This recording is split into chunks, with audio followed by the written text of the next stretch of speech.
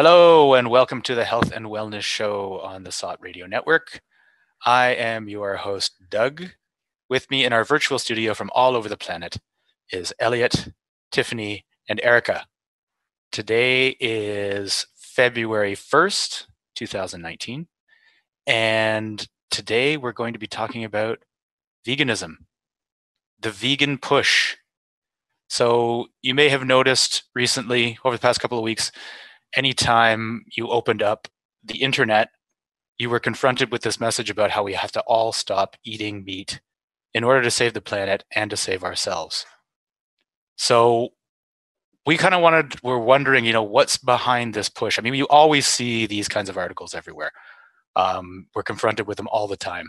It seems to be a very strong meme. I don't even know if you could call it a meme, but it's being pushed from somewhere. So we were kind of like, what the hell's going on here? What is with all this, this sudden, because it literally was everywhere. It was like every single mainstream website seemed to be covering this in some way, and it all came at once. So it's like, what's really going on here? So we decided that on today's show, we were going to investigate that. But before we get started, I should say, you probably have noticed that we have a different format right now. We have transitioned to video. Yay. So you can see our smiling faces. We are in the process of kind of transitioning over to a new format. We're still kind of trying things out and seeing how things work. So you might see some changes from week to week as we experiment with a couple of things and see how things go. But so far, this is our first attempt. So be sure to comment down below and tell us how wonderful it is. Yeah. Hit that like and subscribe button. Yeah, like, subscribe, hit the bell for notifications, all that stuff. We're not used to doing YouTube, so yeah, why don't we start off here? So what do you guys think of veganism? I say to each his own. Live in or eat and let eat, as people have said. My problem with it is its evangelical zeal and the fact that it's being pushed all over the media, like you said, because there's just been tons of articles. It's been like a real PR campaign. When anything like that happens, I always get suspicious. But for the last few years, it's been like this upswelling. Like all these celebrities are going vegan and people are talking about how veganism is good for you and it's so healthy. And even people who aren't vegan think that eating meat is bad. Yeah. So whenever I see something like that, I always, my eyebrows always raise and I just want to know where it's coming from and where it's going, because truthfully, it makes me nervous. Yeah. Like they're coming for our meat. Yeah. Yeah, I think so. I think that's what it kind of seems like, especially with there's all this talk about the meat tax recently, that they want to have, all these sin taxes, right? Where like the first thing they do is they tax the cigarettes, they tax the alcohol. And it's like the idea is, the more we tax this, the more we discourage people from doing this. And this is good because it's bad behavior. So now they have the soda tax instituted in different places. And now they're talking about a meat tax. And I saw some figure that said it was going to, in the UK, I think it was, they were planning on taxing it to the extent that it'll be 163% more expensive for like sausages.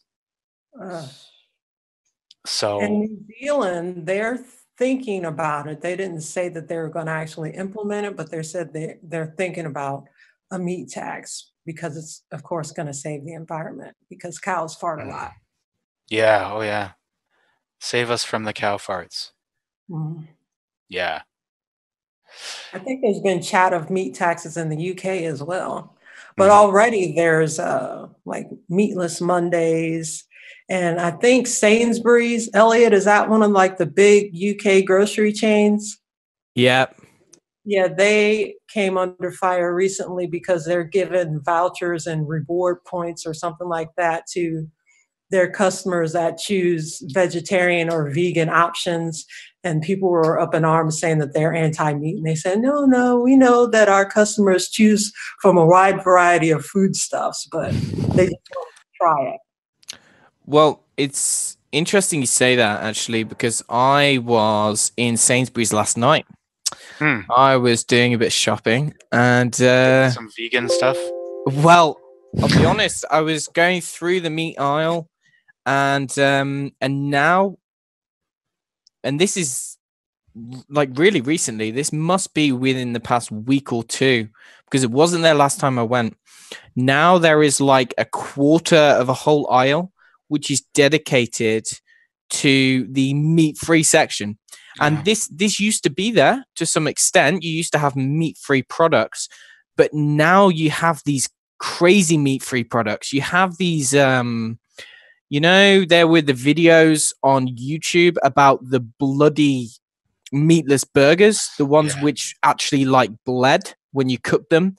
Well, they have ones which are similar to that. They have like a whole new section, and Sainsbury's have actually come out with their meat-free produce, and there's an awful lot just in the meat section now that wasn't there before. So it's right next to the real meat, right next. It was right next to the bacon, to be specific. Yeah, the vegans are going to complain about that. Yeah, I went there and I read some of the ingredients, and you could see there was dehydrated soya protein. And as soon as I saw that, I put it down and I went to the bacon section. Did you wash your hands? It might have contaminated you. People accidentally buying fake meat products. I've got to give it to them, though. They did look quite realistic now. Yeah. It's amazing. Like this, there is a huge corporate push lately for these things. There's the Impossible Burger. There's the Beyond Burger. There's Schmeat, which is hilarious. I know that they're going to change their name at some point because that's just horrible. But like, there's all these different things, and they're trying so hard. It's like, there's this quest for like the perfect veggie burger, and it's like they're trying so hard just to imitate. And I think that the drive for this, I mean, they're actually pretty upfront about what the drive for this is. They're like, yeah, not everybody wants to be a vegan, but we want to provide meatless options because that's obviously a trend, and people are looking for meatless options, but they still want their burgers. Well, there's also a push. Like, has anybody ever heard of the government mandating what should be on a restaurant's menu? Like in California, I think they're proposing a law that all restaurants there have to have vegan options on the menu. Oh my God. I think they did that in Portugal as well. Like these vegans all got together, vegans and vegetarians got together and signed a petition so they could get their legislators to pass bills that say that you have to have vegan options on the menu. Yeah, that was in 2016. The Portugal Vegetarian Society basically launched a petition. There were 15,000 signatures. And so now it's required by law that there are vegan options. And I'd imagine that even applies to the steakhouses as well, which... That's just ridiculous. I mean, I'm all for... Like, I don't actually, as much as flack I give them, I don't hate vegans, right? Like, fine, you're vegan, you want to be vegan, that's fine. But this, like, infringing on the rights of others and putting it in people's faces, and like, it's like, are they going to tell all the vegan restaurants that they have to have meat options? I mean, obviously not, right? Like, I'm a meat eater. I only eat meat. So what does that mean? Like, what happens if I go to a vegan restaurant? There are literally no options for me. Nothing. What do I get? Water. That's it. It's like, but that they're going to enforce these other. Like, I mean, if you have a restaurant, you have the right to serve whatever you want in your restaurant. If you don't have halal options for Muslims, that's your prerogative. You don't have to. You can serve whatever you want. It's like you don't have kosher options for Jews. So be it. those people have to find another restaurant. It's unfortunate, but that's freedom. So I just forcing restaurants to have vegan options just seems like a huge infringement on people's rights to run their business the way they want to run it. And this infringement is coming from like what? Vegans are roughly 1% of the world population. Yeah. Such a small percentage of people have this much power over other people's lives. That's very worrying.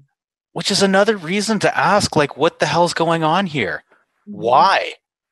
Considering it is such a small segment of the population, why is there this sudden push? Why is it like all of a sudden everybody's like falling over themselves to accommodate vegans? Why are we being told all across these headlines that it's that you have to go vegan to save the planet? Well, I'd like to add, because I rode the vegan train for a while. And this was about 25 years ago, and I worked in a restaurant that was vegan. It was based on the Canadian food combining pyramid, which was basically don't eat proteins and starches together and whatnot. And I was definitely influenced by that. And initially, when changing to that diet, because I worked there, I lost weight and felt better. But back then it was like a fringe kind of thing. It was the carrot juices, the wheat grasses. There was not a lot of this whole fake meat thing other than Asian food, tofu and tempeh. But it's very interesting to see how it's like a pendulum shift. Like back then it was really kind of fringe and out there, and people thought you were crazy and you kind of just did it. It wasn't popular at all unless you were a Hare Krishna or something, you know what I mean? And to see this come basically all the way to the other way is, like Tiffany was saying, it's bizarre and you wonder where it's going. Yeah. Well, I think a big part of this push is profit. Because there are a lot of companies, big ag companies, billionaire investors that are behind this whole push towards veganism and the creation of fake meat products. There's government subsidies on crops, and you can make a hell of a lot of money just by selling like grain products versus meat. Meat, you have to invest a lot of money into raising the animals. So the profit margin isn't as high, but with these vegetarian or grain options, the profits can be like through the roof. So if you have a lot of legislation in your country saying that people need to eat more vegetarian or vegan foods, that's opening up a larger market. I mean, people eat crap anyway, but if they're mandated to eat crap and they have no choice but to eat crap, that's even more money in the pockets of these big companies. Yeah, absolutely. I also think it goes along with this whole rebranding of GMOs. So right now, at least in the US, they're rebranding the whole image. They're calling GMO foods biofortified with a smiley face, and it's green. So part of the whole changing of the mindset of people is, well, meat is bad. Like Tiffany was saying, CAFOs are bad. This is bad. It's bad for the environment. But look at this option, biofortified food. So now it's not even genetically modified. It's a green smiley face. Green is good. Yeah. Greenwashing is another name that they call it. Yeah, exactly. Well, I definitely think that's a significant part of where this push is coming from. That it's industry, but it's definitely not for our health, because vegan diets are so deficient in nutrients. I mean, you might feel okay when you first start, but you're going to hit a wall eventually, and it's certainly not for the environment, because monoculture or monocropping really, really ruins the environment versus having open pasture land where animals are eating the grass, the tips of the grass, and keeping it into that fast growing cycle. And then they're pooping into the soil and mixing that in and making the soil healthy. Yeah. And it's not because of the care for animals either. I mean, it used to be that No. the reason that people were vegan before, well, yeah, I guess I shouldn't generalize too much because there were different reasons, but one of the main reasons that people would tend to go vegan was because of animals, because they didn't like the cruelty to animals. And, fair enough. The CAFO farming, like the horrible conditions that, factory farms put the animals in. They were like, no, enough. I don't want to participate in that. So I'm going to be a vegan. And like I say, fair enough. I agree. I think those things are really bad. And, I make efforts to try and find meats that aren't, they're more traditional farmed animals. But now this whole environmental argument has come up. Like all of a sudden, it's like the welfare of the animals is kind of a secondary concern. All of a sudden, it's like everybody is more concerned about the environment now than they are with the animals. Although there does still seem to be the die-hard vegans who are like, still more about fighting for the animals, like that Freely chick on YouTube. She still seems to be. She's not like, she hasn't jumped over to the environmental train as far as I can see. She's still more about the compassion. Yeah, but even the compassion, I mean, as we've said on the show many times, when you really start deconstructing that whole argument, it falls away, it crumbles. It's impossible to be a human being without causing death to other living beings. Mm-hmm. It's just impossible. I mean, go and walk outside. I mean, just stepping on your carpet, you're killing bacteria. For your clothes, for everything that you basically utilize to function as a human being in our modern world, there's been some death and destruction involved in that. And at the same time as well, who is to say that animals are the only living things other than humans? What about plants? Mm-hmm. Plants, there's research coming out by the day showing that plants have certain types, a sense of awareness. They feel things, or they respond to things like having their leaves taken off, which when you listen to it really closely might be interpreted as a scream, or squealing in pain or things like that. And they communicate with one another. And I think it's a word, anthropocentric or anthropomorphic. I'm not sure which word it is. Centric, I think, is the one you're thinking of. Yeah. Yeah, anthropocentric, to ascribe human qualities to other living things and assume that because those things have human qualities, that they're the only things which experience pain and suffering. Whereas just because plants and other life forms don't possess certain human qualities, like the ability to possess nervous systems per se, that they don't feel pain because they don't have that. It's very sort of human centric, and it's clear that the situation is a lot more nuanced, and the idea that you can exist in this reality without causing suffering or without causing pain or without killing another being is a utopian fantasy. Yeah, I totally agree. So I think a lot of these recent headlines are coming from a particular study. Well, to call it a study is a bit giving it a little bit too much credit. It's basically a report, and it was published in the Lancet, and it's called EAT, and it's called the EAT Lancet Commission on Food, Planet, Health. And it's a nonprofit startup, blah, blah, blah, blah, blah. Anyway, they came out with this big, long study. And actually, Damien, can you bring up that link of the EAT Lancet Commission's controversial campaign? So basically, it's this article is actually a really good one. And we've got it up on SOT as well.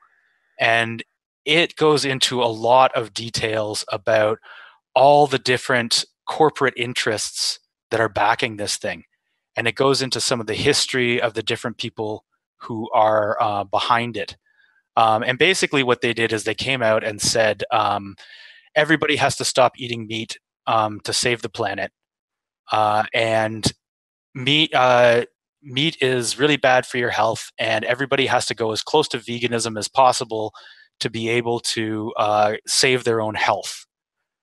And I mean, there's no science backing this at all. It's essentially just the opinion of 37 different people. And actually, Damien, maybe you can bring up the other link that is the conflicts of interest that Nina Takeholtz did an article talking about all the different conflicts of interest. It was called Majority of Eat Lancet Authors, over 80% favored vegan vegetarian diets. And if you scroll down the list a little bit, she has a list of all the different authors.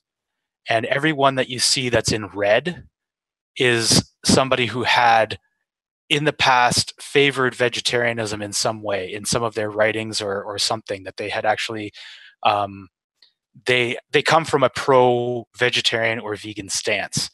So it's like of the 37 authors, 80%, over 80% of them are coming from this vegan vegetarian position. So it's like the idea that it isn't a completely biased report is just laughable. But some of the names in there would be starting from the premise that a vegan diet is healthy and that meat is bad for you. Exactly. And that it's bad for the environment. Yeah. So if you read that other article I was talking about on the EFA News thing and actually go to some of the links, it's actually shocking the stuff that's going on behind the scenes here. Like one of the people, Walter Willett, is like he's a Harvard professor, and he is like totally pro. I don't know if he's all the way vegan, but he is like pro plant-based diet, which is, you know, a dog whistle for veganism, maybe we could say. It's like, you know, the vegans have such a bad reputation now for being essentially crazy. So they've rebranded veganism to plant-based diet. And it covers the whole gamut from vegetarianism to veganism to flexitarian to all those other cousins of veganism.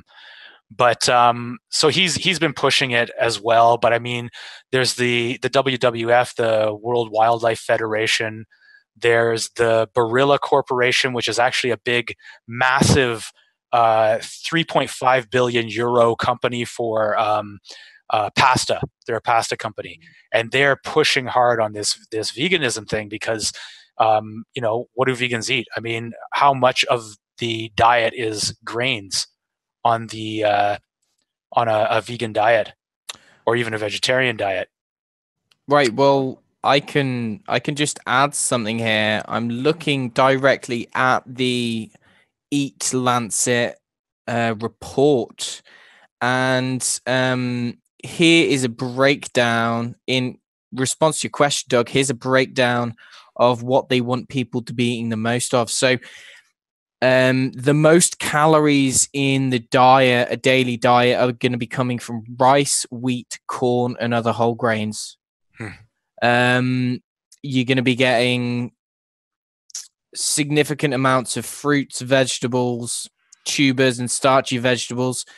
They want no more than 30 calories coming from beef, lamb, or pork. 30 calories. 30 calories. So what is that? That's 14 grams.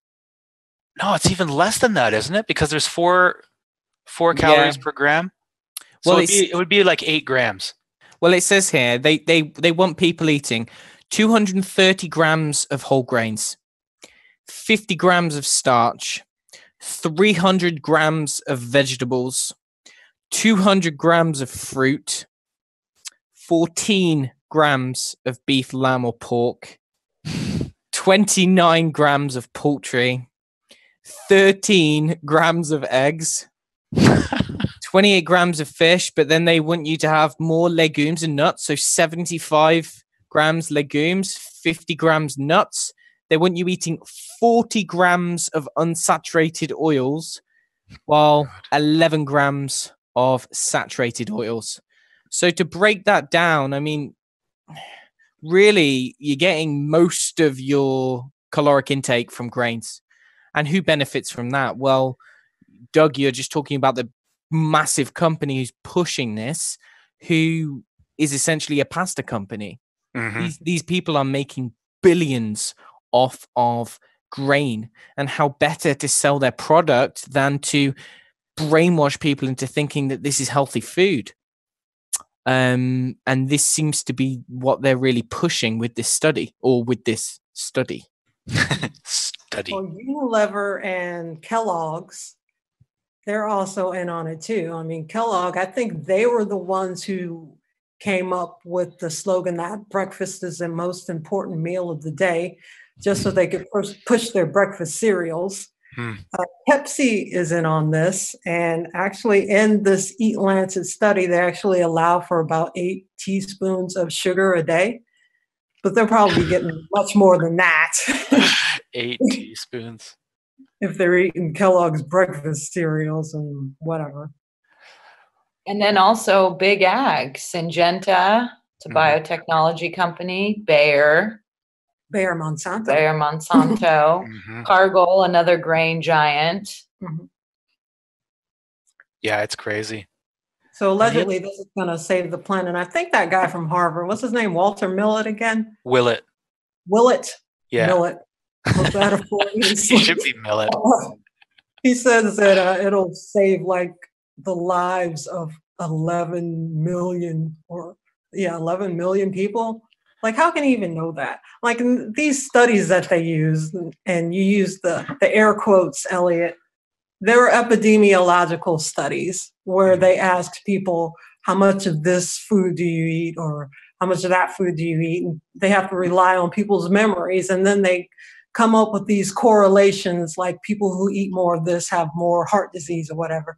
But basically, they're just making it up because they go into the whole thing with the assumption that, meat causes cancer or causes heart disease anyway. So they're just basically fixing the data to show the correlations that they wanted to show.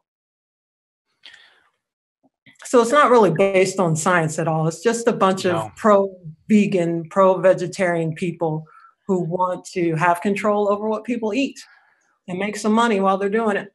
Well, I wonder if it's not just a backlash against the whole low-carb popularity that's happening. Yeah. I actually wrote an article not too long ago that was talking about the corporate push behind the vegan push. And that was one thing I was speculating at the end. And I don't know how much the low carb thing is affecting these people. I imagine they've probably seen a dip in sales from people who are avoiding like grains, because grains are not particularly like this is probably the least popular grains have been since like they came into the human diet. I'm speculating. Well, it's interesting, kind of on a side note, not to get off the topic, but the FDA just fast-tracked a new celiac vaccine, right? So if you have celiac disease, which is you're pretty in a bad state with wheat, now you can just take the vaccine. So what a better way to just open up that whole market yet again to people that are going gluten-free because they have to. The vaccine won't work, of course. No. It'll make people believe that they can eat gluten again. But yeah, one thing that I think is really telling about this actually, and there's another link you can pull up here, Damien, the one about the billionaire. This is a link to one of the guys behind who put a lot of money into this study. I'm blanking on his name, Stordahl or something like that. His wife is named Gunhild Stordahl. Stordahl, so this Stordahl guy, he's this Norwegian hotel tycoon billionaire. Right. And I guess his wife has a lot of time on her hands and a lot of connections. So yeah. Well, the funny thing is that on that page, it's an article about this billionaire guy who on his Instagram took a picture of himself eating like an 8-patty massive, it's called like the coronary burger or something like that. It's this huge cheeseburger, like just insane amount of meat, like, something like 5,000 calorie burger. And it's like, this is what these people are doing, right? Like they're putting all this money into this study and telling everybody, all the plebes have to be vegan. It's like, oh yeah, we've got to save the planet. We need to be vegan. And then he's like, ha ha ha, look what I'm doing. I'm having a giant burger. It's like, and I'm jet setting all over the planet in my yeah, well, my exactly. private plane. They're living this luxury lifestyle that is just like, you want to talk about carbon. It's like the amount of carbon that this stuff is letting off, their private planes, all this kind of stuff that they're doing. Like, they don't care. That's what it really comes down to, is the people putting the money behind this study don't actually care. They see a money opportunity, and they have an opportunity to get incredibly wealthy. So the idea that they give a shit about the planet is just hilarious, because they obviously don't. And he obviously doesn't care about the animals, because he's willing to eat this massive burger. So it's like, it's complete hypocrisy. But people don't, people aren't going to realize this at all. They actually, they're being brainwashed into thinking, I'm going to do the right thing and I'm going to stop eating meat. Well, to me, it's just a bunch of rich people who may or may not, especially in the case of these Norwegian people, the Storndalens, not even vegan themselves, just pushing this slave diet onto people, which that's basically what it is. I think eventually it's just going to come to the point where if the meat taxes pass, or, something bad happens with the environment and there's less food to actually feed the animals, so the prices are going to go up naturally. Or if they just outright ban meat altogether, the only people who are going to be able to eat meat without going through a lot of hardship are the rich people, and everybody else is going to be eating the slave food. And it's not going to be like this big, vegetable utopia where there's plenty of nice fruits and vegetables that you can gorge yourself on and looking super healthy with all these salads. It's going to be super shitty processed food, fake meat. And it's just, people's health is just going to go down and down and down. I don't know how this will benefit anybody in the long run, because if people are dead, they're not going to buy your products. No, I mean, maybe it's always hard to go there on the conspiracy angle, right? It's kind of like, are they purposely trying to make people sick? It's like, I don't know. Like, the people who wrote that conspiracy, though. I What's mean, that? that is what's going to happen. Even if it's not a conspiracy, no, that is the end result of years of going vegan. People are going to get sick and they're going to die. So it doesn't even have to be a conspiracy.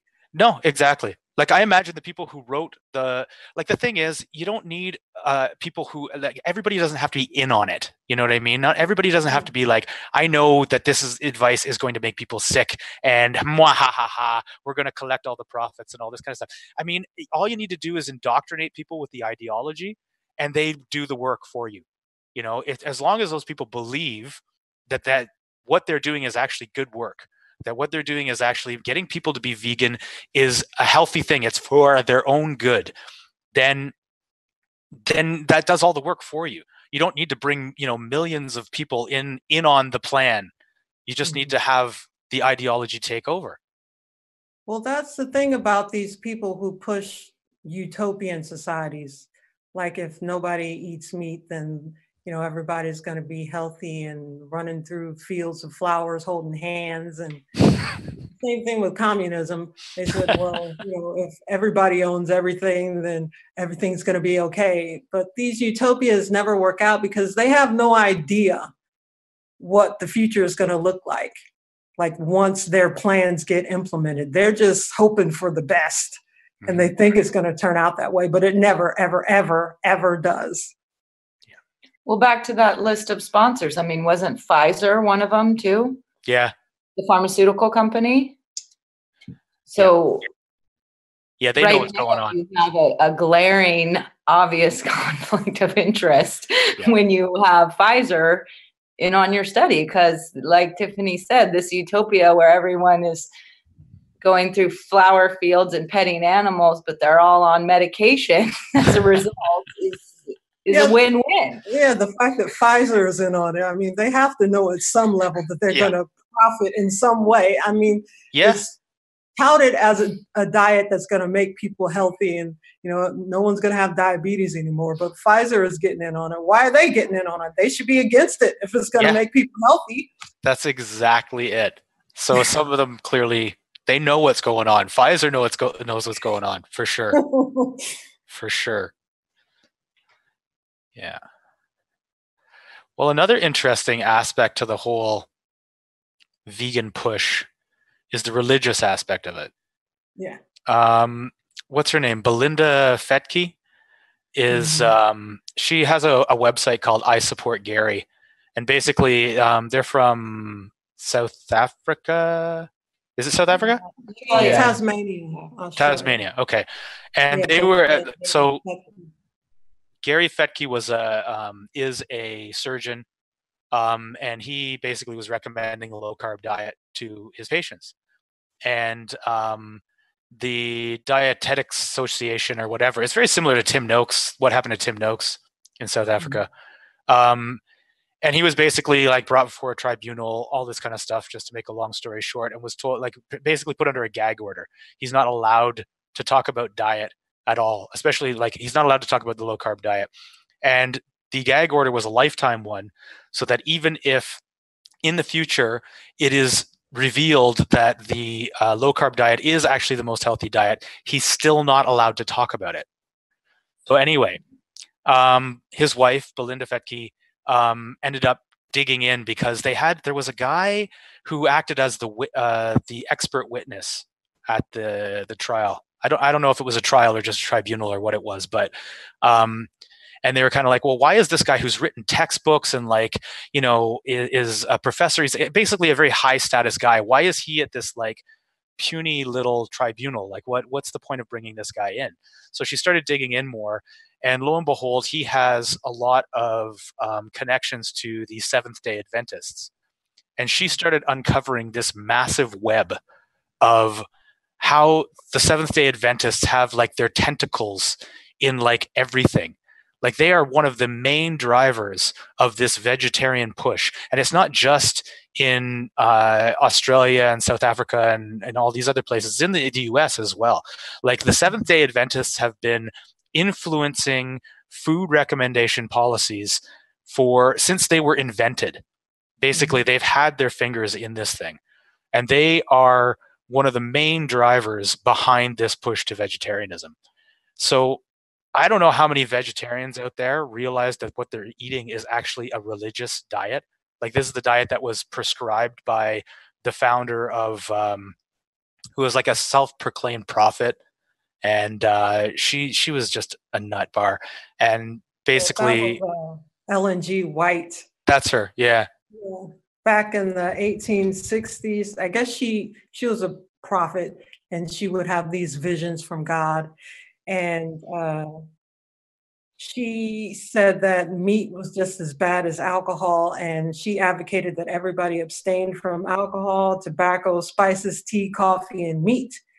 And it was all about salvation. And she thought that meat was an overstimulating food, and it caused people to succumb to their passions. Like basically, like Kellogg, she was on this mad quest to stop people from masturbating. She was always talking about vice and sin and how, you know, you shouldn't arouse your passions, and you should teach your children or your daughters especially how to, you know, make nice fluffy breads and eat vegetables and have nuts and things.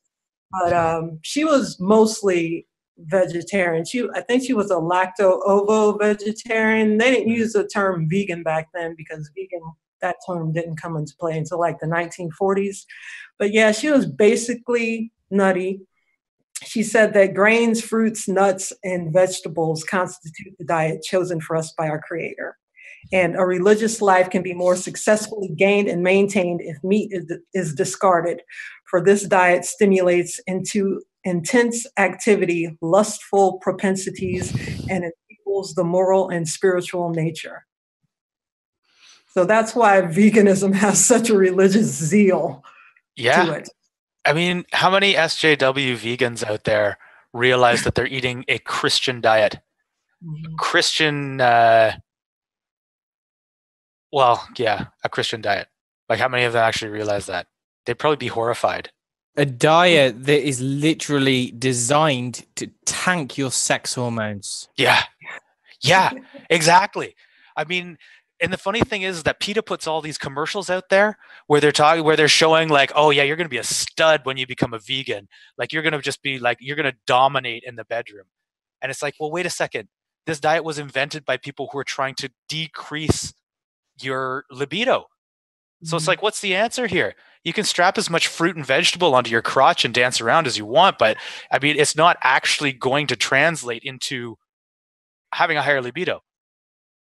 Yeah, there's loads of ex-vegan testimonials on YouTube where they talk about how their libido and their sex drive just tanked after a while being vegan. And women losing their periods. So if you don't have your period, you can't have a baby. So I don't see how they can be very pro-family either. But, a lot of vegans advocate for, vasectomies and not having children anyway. So it's a very anti-life, anti-human diet. Absolutely. And perhaps one of the most important things here is that it's an experimental diet. So it's new. It's very new. It's not something that has much human there's no track record in human history of people going on this diet by choice for any prolonged period of time. I don't think there's any documentation whatsoever. There's no record of a vegan diet, not by choice anyway. So it doesn't. Yeah, it seems kind of like they're willful guinea pigs in a way. Yeah. Well, and we can actually. Why don't we go to our video clip so we can see the wonderful results that some people have found from going onto their vegan diet. Damien, do you want to bring that clip up?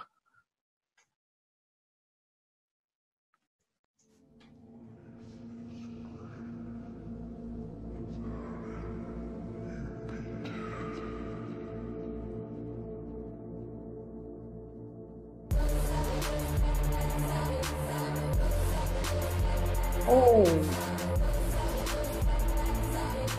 that's the same girl.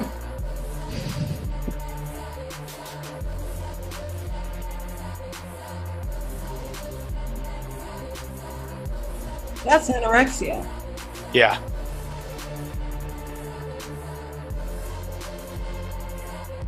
Barely pull herself up.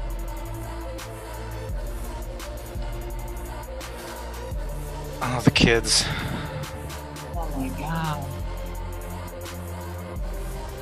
His arms don't look healthy. No. The Weston A. Price dental malocclusion going on there. Yeah. It's like, it's unbelievable. I mean, the level of denial that has to be going on to like be that malnourished and to not realize that you're that malnourished, it's kind of mind-blowing. Wouldn't your friends tell you? Not if they're vegan. Yeah, well, yeah. They're detoxing. Yeah. Detoxing, Those exactly. fucking Yeah. freaks.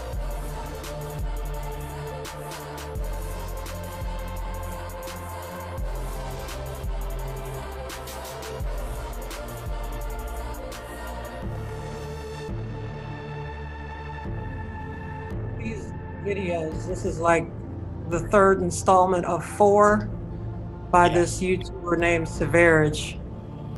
So if you can check out all 4 of these, it's really shocking to see the state of ill health that these people are in. It's shocking, but at the same time, kind of entertaining.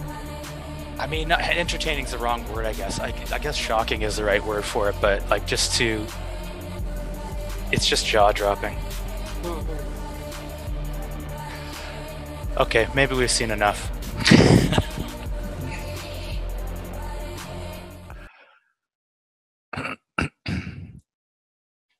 Okay. So there you go.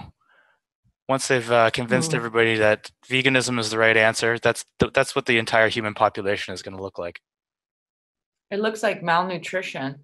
Yeah. Yeah, hence the title. I mean, they look like concentration camp inhabitants. Yeah. And that's just part of it. Like there's been some ex-vegans also who say they just packed on the pounds. Yeah. But I think that a lot of people, once they go like fruitarian, that's when you see a lot of this emaciation. Like, I guess it just depends on the person's genetics, whether they'll get like super fat or emaciated. But at any rate, if you're emaciated or if you're fat, they're both just malnourishment anyway. I mean, it's just different looks. Different looks, different styles. You guarantee that Bill and Gates ain't going to be looking like that, or those Broomhilda Stordelin is not going to look like that. No, for sure. I mean, I think you can get by. Well, some people seem to be able to get by on a vegetarian diet if they're doing eggs and dairy products, because at least they're getting some animal fats, they're getting some animal protein. They're actually, because I mean, through our research at SOT, we've like come to the conclusion long ago, and it's just been confirmed over and over and over again that you need these animal products, that humans require them. So, I mean, vegetarian, if you got some good genetics, your parents were healthy, your grandparents were healthy, you might be able to get by on a vegetarian diet. But veganism, you're really pushing it. You're really pushing it. And I think that that even if you don't end up having a complete failure of health, and I think most people will, but even if you manage to get by, your kids, if you can even reproduce, your kids it's going to be a disaster, an absolute disaster. I think we're still stories that pop up every now and then about people who try to raise their babies as vegans and the babies die. Yeah, I think we're going to see a lot more of that to come because it seems to be increasing in popularity. And there are many accounts online of people who've done it. Whether they've done it or not, I don't know, but they say that they've done it, and they build up quite the following of other expectant mothers who want to do it themselves.